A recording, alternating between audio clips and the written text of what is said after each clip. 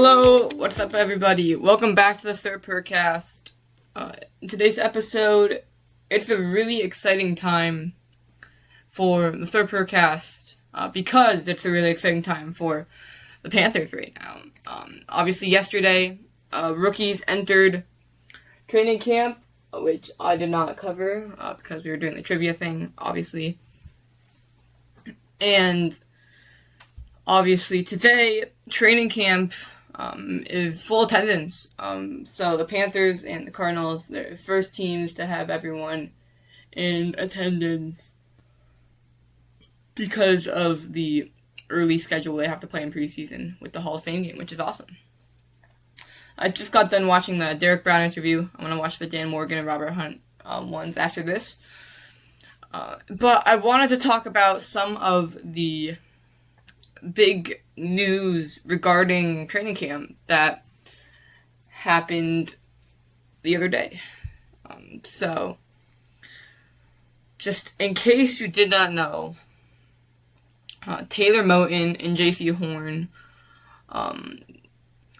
are somewhat injured, but not. Both are non-football injuries. Moton is more of an illness. There's a blood clot in his right lung that is actually, I think it's going to take time away from the actual regular season. So he's going to be sidelined for a couple weeks in the regular season, which is really huge for this offensive line. That's a massive hit to one of the veteran leaders in that room.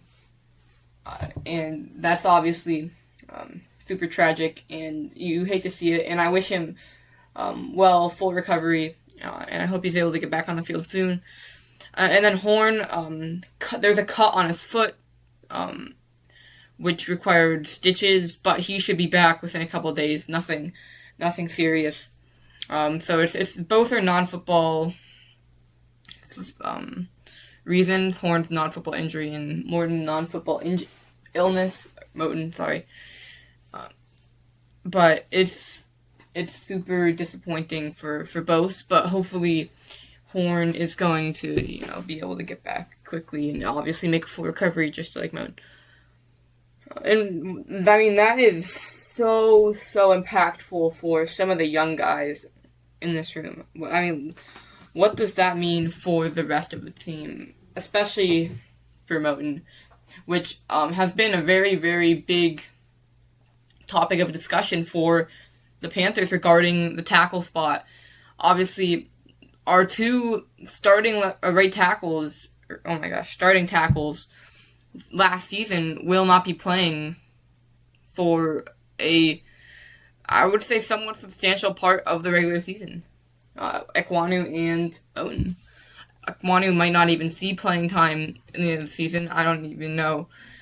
Just missing that much playing time if it's the greatest idea to start him at all late in the season. And Moton, obviously, he should be able to make a comeback and start middle season, something like that.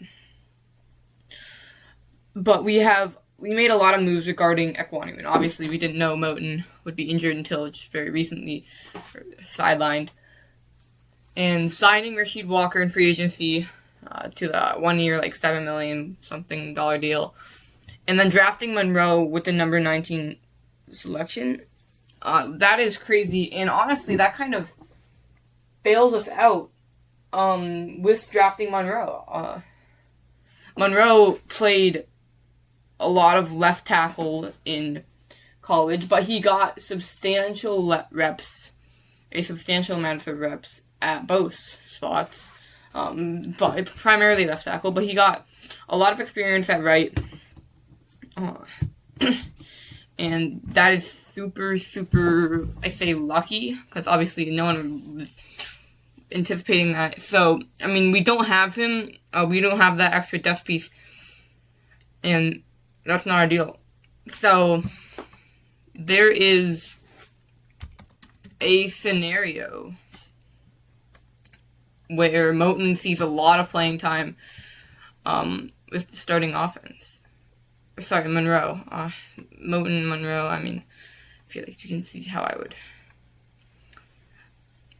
I mean, there are some other options, but I think we could see Freeling start at right tackle and then have Walker at left. And obviously, I want Moton to be back on the field as quickly as possible. I don't think Monroe is going to be as big of an impact as Moton will be, just with the experience. I think he obviously could develop into an elite player over time. But just those reps, I think he's going to be able to be a quality player in this offense for sure.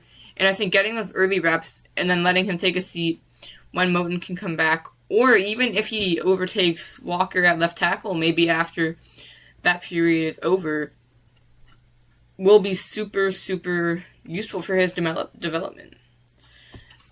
So, I mean, there are already talks about who would be starting at left tackle. And I think, obviously, Walker would be getting the nod with his veteran experience. But I think... okay, we're back. Apologize for that. I had to move my recording setup because the room I was in became occupied, but we are back. What we were talking about was the situation with Monroe. I think that could be huge for his development, and I think he could become a starter this season. No, I think ultimately he will become a starter. I think, he's a really, really high upside player. I think he's going to be a really, really good player in this NFL. In the NFL. But, obviously right now, assuming that Moton is able to make an easy and full recovery, I think, and Walker is holding down his job on the left side, he could see still some live in-game reps just for relief and just to see what happens, but also could see a decrease in playing time. So it's really just a question of that, but it really, Moton's illness really seriously impacts the future of this offensive line room, and it could speed things up in Freeling's development, which I think is super exciting.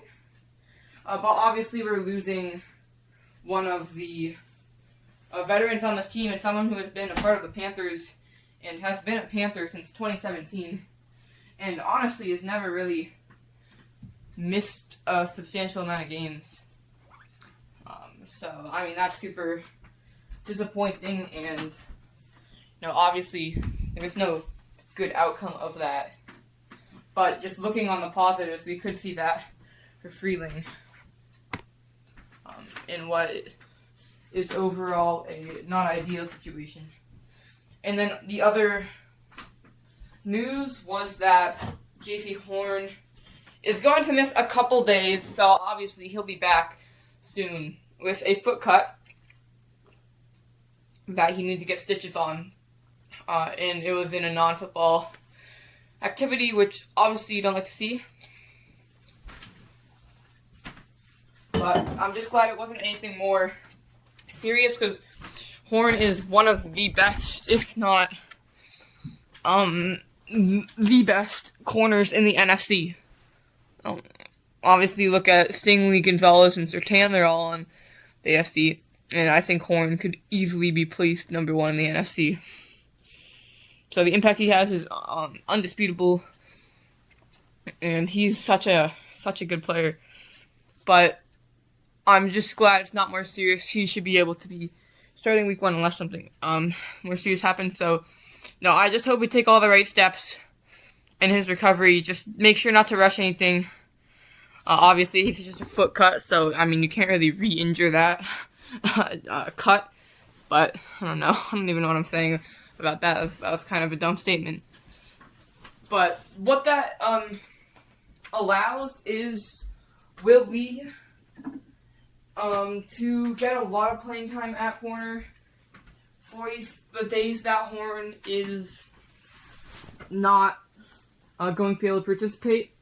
And it's also, we're talking about the nickel thing, which so far nothing has been set in stone, but it'll allow Thornton and Smith-Wade to continue to make their case, and they're going to get reps at nickel if, that Horn may or may not have gotten. And obviously, we'll get to see what he's able to do. Horn, he should be back on the Hall of Fame games on the 6th, so that's 15 days away, something like that. So Horn should be back by then. So that's great. And him and Mike Jackson are insane. So, but, it allows just more days getting first team reps for some guys in that room. So, I think these two moves, they moved, are going to be impactful in good ways, despite them ultimately being bad. Just looking on the bright side, nothing is good about an injury, especially if it's to players as substantial as Moton and Horn. But there are some outcomes that you can, at least look forward to, like getting to see Freeling have a lot of playing time. Obviously we want Morton in on the field making plays, but if he can't, then, it'll be at least, good to see what our rookies have and what they're capable of. The next thing I wanted to talk about was this Panthers defense. So this is very heavily inspired by the Derek Brown interview, but I think the Panthers defense is going to be really good this year. I think it's going to be really, really, really good this year. For starters, let me just break it down into the 3 levels. We've got the first level defensive line and, in our case, kind of outside linebackers. Second level is, middle linebackers and also outside linebackers, as well as, corners, stuff like that. And then the last level is obviously the secondary, so, corner safeties, but, corners can be moved around and all sorts of stuff. I don't see a weakness. Obviously, we have a weakness, but I don't see a very, very big, this is what team should be attacking, because, we're very lacking type of weakness. Obviously, every defense, every team, every scheme is going to have weaknesses. But on paper, this is the best defense we've had since 2015. I think the secondary is the best in the NFL. I don't see how the secondary isn't. We have 2 top 10 cornerbacks, in my opinion. Horn is top 5, like I said, best in the NFC. You could put Mitchell or Witherspoon ahead of him if you really want, but that's still top 5. And Mike Jackson, 4th highest PFF rating across all cornerbacks, most PDFs in the NFL last season, 5 interceptions as well. He's really, really, really good at what he does. And obviously, he's going to be someone that teams are going to have to look out for and plan for, which they didn't have to do at the beginning of the previous season, just because he was a lesser-known piece that we had, whereas Horn was definitely the more prominent corner, but they're going to have to account and plan for both, which is going to be a big impact. Then we have the nickel, and Corey Thornton, he has looked really good. Smith-Wade has made some pretty big impact plays. I see that being one of our biggest weaknesses in terms of covering the tight end spot. But I still think there is a lot of talent at that position, and like I said, moving JC could be an option. And then obviously you have Will Lee, who I can't speak too much upon, just, his rookie status. It doesn't, I can't speak on his impact so far, just because we haven't seen it. But what I can tell is he's going to a really, really good room. Ronaldo Hill, great at what he does, secondary coach. Horn and Jackson are really, really good veterans that can provide a lot of insight. You've got a lot of great guys. It's a great room. And, just, watching the film on him, he's very physically gifted, really long arms, great speed, and, he is a blanket. I mean, he can be a really impactful player. I think, as it looks right now, he's going to be a really good player in this league. The safety spot, I mean, like, this might be the best safety room we've had since Trey Boston was here. Like, come on. Merrick is doing an exceptional job. I don't even know if you can call him a safety, honestly. I mean, he does literally everything for this defense, besides, D-line. But, he goes in on blitzes. He's a linebacker. He's a cornerback. He's a nickel. He's a strong safety, free safety. He, blankets the back half of the field super well. He does literally everything that you can think of. And he is so good at it as well. I mean, 12 TFLs, interception, a lot, in on like every tackle. It feels like he is super productive and just a really, really good chess piece. I don't see a scenario where Merrick isn't in the top 10 safeties, but I can see why he might not be put there just because he does, so much more. And the safety position, obviously, he doesn't get as many reps in because he's doing a bunch of other stuff. He's the Deebo Samuel of the defense, is what I just came up with, and I'm liking it and I'm sticking to. I'm super excited for the safety room. Nick Scott has been, under a lot of criticism just because of the wildcard performance he had. But, if you're given the task, he was on Puka Nacua, and, that's not an easy player to guard. I think he's, gonna, he can't make plays off one game. He was really, really good all season for this team. I think he'll be an excellent player for this defense in year 2. Not year 2. I just don't see how you can, quote unquote, hate on someone for one game, especially when he had a very reliable season. Just, and it's a tough game, obviously, and people are gonna be upset just because it meant that much more, and it meant that much more especially for a team like the Panthers. But I think he is still going to be a really good player.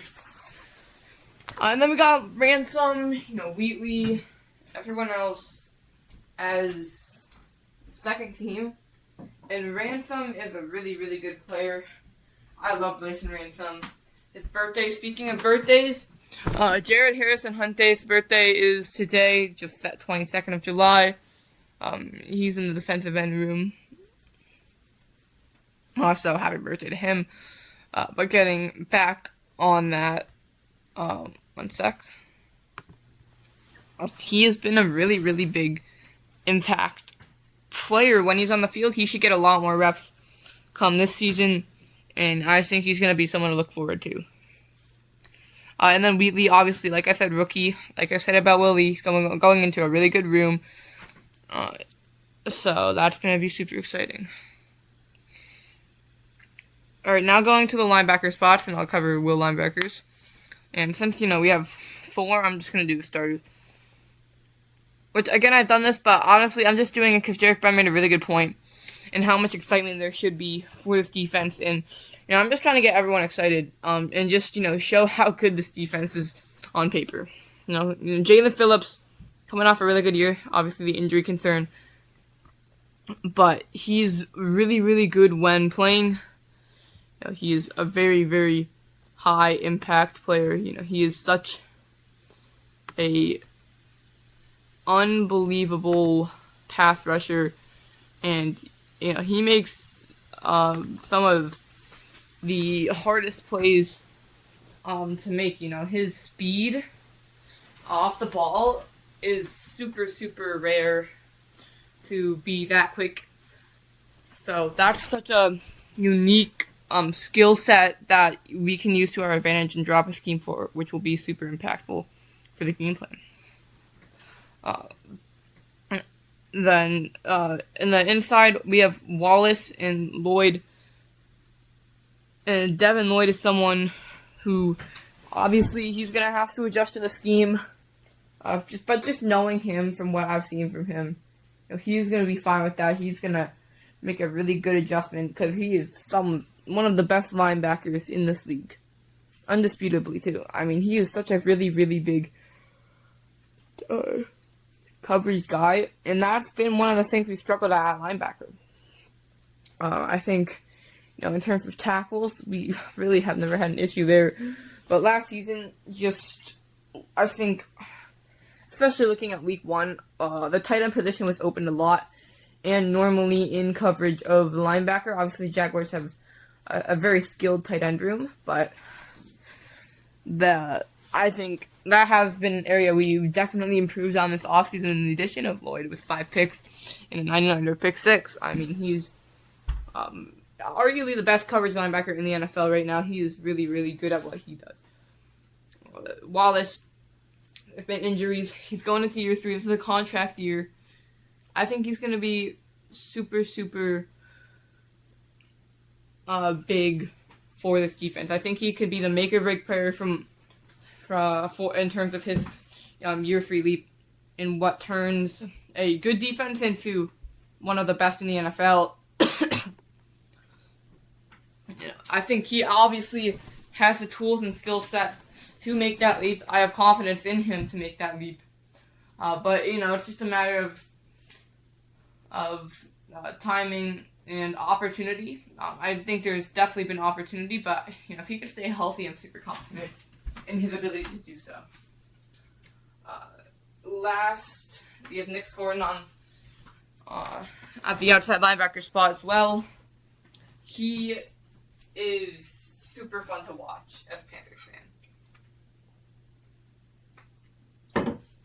Nick is one of those guys that just loves the game and is super good at just getting after the ball, no matter what. Just the hustle and just the love for the game that Nick has is super fun to watch and to be a part of as Panthers fan somewhat. I'm super excited for year 2. I think the hype around Nick Gordon is valid. I think it's real. I think Nick Gordon is a game changer on the defensive line. That I think that's going to be learned come this year. I think the NFL is going to have to face a hard lesson, in that you have to prepare for Nick Gordon and just the impact he's going to have. I think him and Jalen Phillips, they're just going to create more opportunities for each other, and our sack count will go way up. I mean, you look at our pass rush last year. Obviously, I don't even want to sugarcoat it. It was not ideal. That was our probably biggest weakness, just as a team, and we addressed that. And I love to see that action from Dan Morgan. I think that's something we lacked earlier with Scott Fritter. No hate to Scott Fritter, but I think Morgan is being really, really good job just addressing our biggest needs.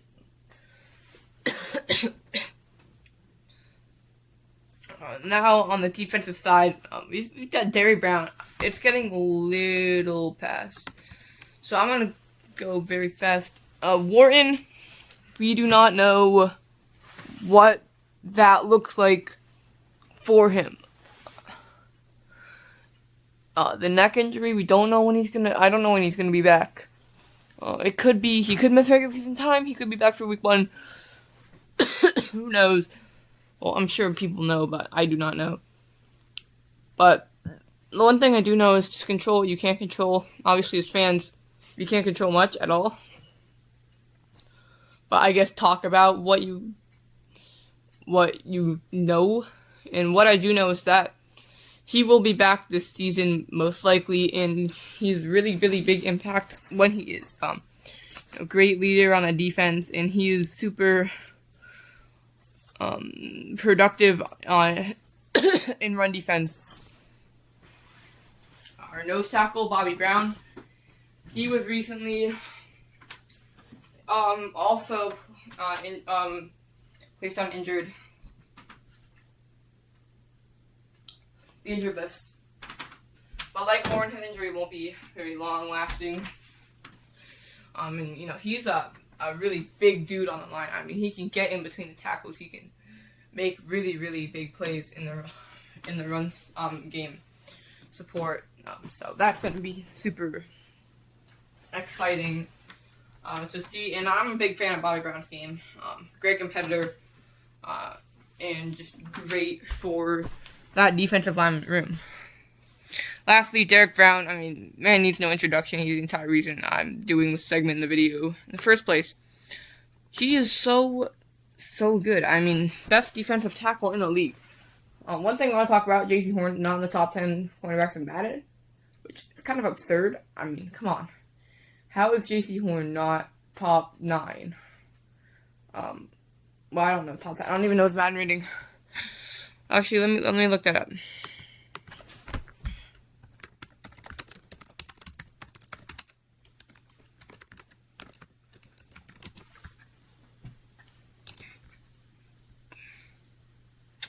$89? Come on, bro. That's absurd. Like, that's genuinely absurd. Alright, let's just talk about Derek Brown. He is really good at quite literally everything. Pass rush, 5 sacks, tackles, most tackles in a single season by a defensive tackle ever in 2023. Batted passes, a lot of those are really impactful one in the Rams, in the red zone last year. In week 13, he is super, super good. I don't have to say anything really about Derek that you haven't already heard, because everyone knows he is such a really good player. But I'm super excited for what he has, because he is such a good leader on this team. He is a really, really good leader, so I'm super hyped for that. This is a really long episode, so if you made it this way, thank you guys so much for watching. Keep pounding. See you guys tomorrow.